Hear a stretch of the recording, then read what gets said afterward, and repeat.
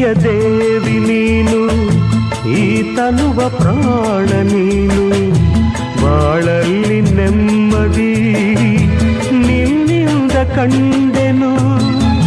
ನೀ ಅಳಲು ನೋಡಲಾರೆ, ನೀ ಇರದೆ ಬಾಳಲಾರೆ, ನನ್ನಲ್ಲಿ ಕೋಪವೇ ನಿನಗೆ ಬೇಡವೇ. ನೀ ದೂರವಾದರೆ ನನಗಾರು ಆಸರೆ,